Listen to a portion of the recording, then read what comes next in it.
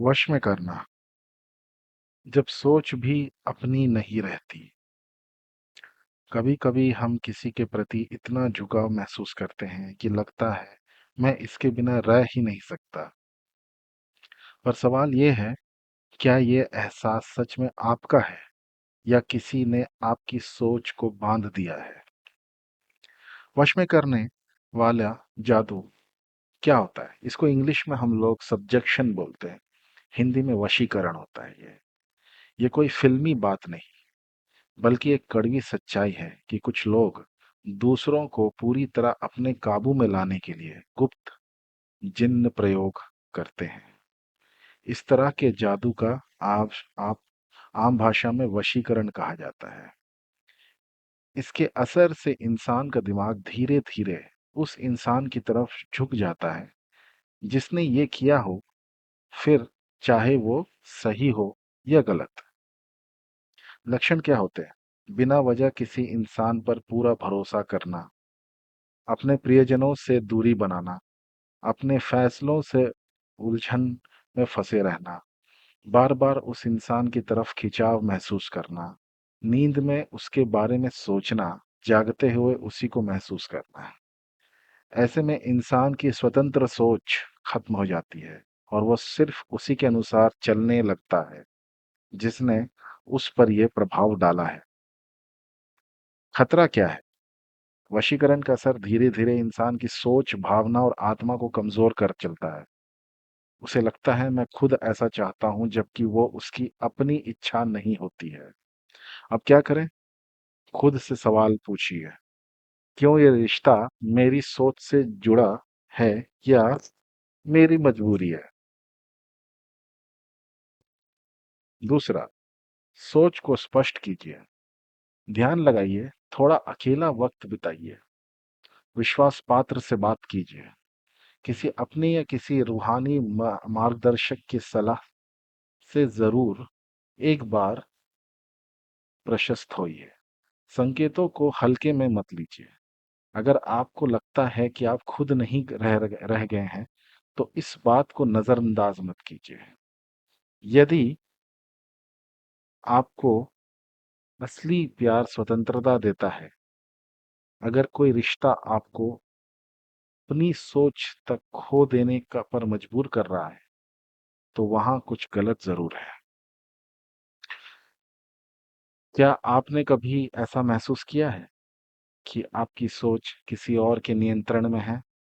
नीचे कमेंट कीजिए या इस वीडियो को किसी ऐसे इंसान तक पहुंचाइए जो शायद खुद को खो चुका है और उसे एहसास भी ना हो। हर घर में बच्चे होते हैं, कभी हंसमुख, कभी जिद्दी। पर क्या आपने कभी देखा है कि कोई बच्चा अचानक इतना बदतमीज, गुस्सैल या जिद्दी हो जाए तो उसे काबू में लाना मुश्किल हो जाए? क्या वो बच्चा हर बात का उल्टा जवाब देता है? क्या वो किसी की बात नहीं मानता, न माँ, न बाप, न स्कूल की? क्या उसमें अजीब गुस्सा आ जाता है बिना वजह? अगर ये बातें लगातार और असामान्य रूप से हो रही हैं, तो जरूरी है कि ये उसका स्वाभाविक परिवर्तन ना हो। यह हो सकता है कि ये सिर्फ परवरिश या माहौल की वजह से ना हो। क्या हो सकता है इसके पीछे? कुछ मामलों में जिन्न या बुरी ऊर्जा बच्चों को प्रभावित कर सकती हैं।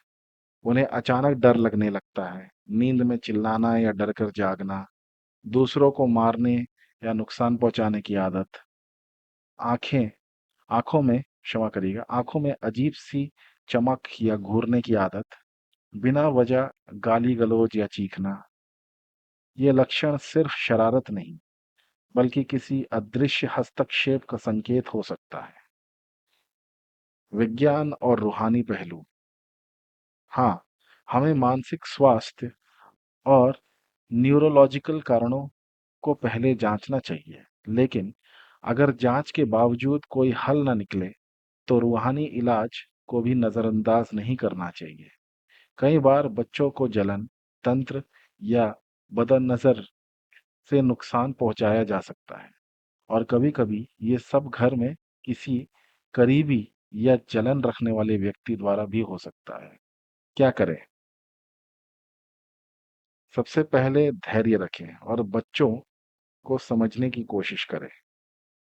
उसके व्यवहार से बदलावों पर ध्यान दें। समय, स्थान और कारण ट्रैक करें। घरेलू तौर पर साफ सफाई, सुरक्षात्मक उपाय और रुकिया या निगाहबानी जैसे उपाय अपनाएं। और जरूरत पड़े तो अनुभवी रूहानी मदद जरूर लें, ताकि जड़ से समस्या को समझा और हल किया जा सके। याद रखिए, बच्चों को नाफरमान होना एक चेतावनी हो सकती है।